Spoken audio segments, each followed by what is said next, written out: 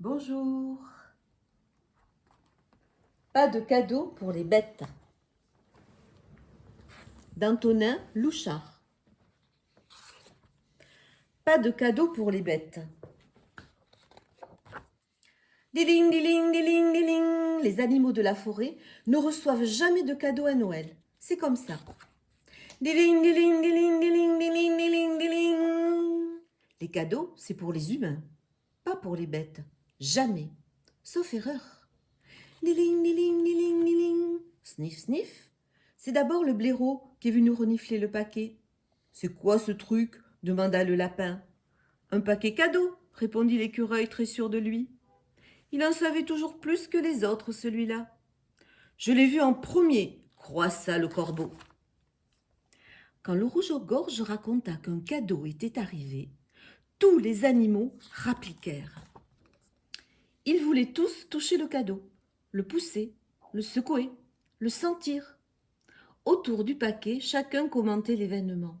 « Oh, il n'est pas si gros que ça. Allez, on l'ouvre. Qui va le prendre?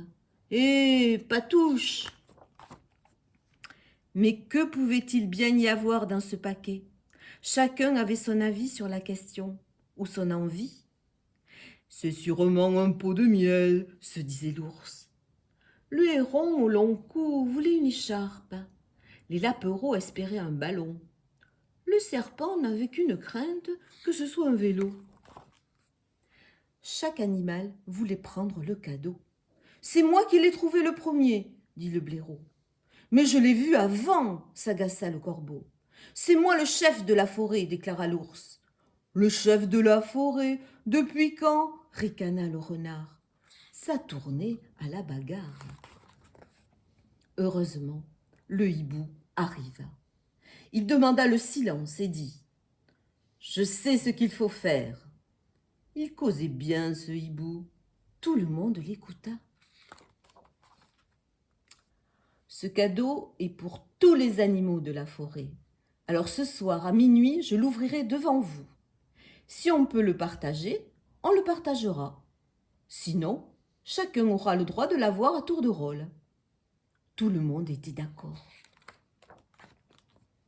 Le hibou avait dit qu'il monterait la garde jusqu'à minuit. Il était sage, mais il était vieux et fatigué. Bientôt, ses yeux se fermèrent. Minuit ne sonna pas, car il n'y a pas de cloche dans la forêt. Mais les animaux savaient que l'heure était arrivée. Ils se mirent tous à crier joyeusement « Le cadeau! Le cadeau! Le cadeau !» La boîte était vide. Le hibou déclara « Mes amis, il n'y a rien dans ce paquet. Je suis désolé. »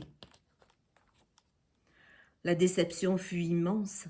Les animaux commencèrent à s'en aller, mais le hibou les rappela. « Ne partez pas, ne partez pas. S'il y avait eu quelque chose dans ce paquet, cela aurait certainement causé des disputes et des jalousies.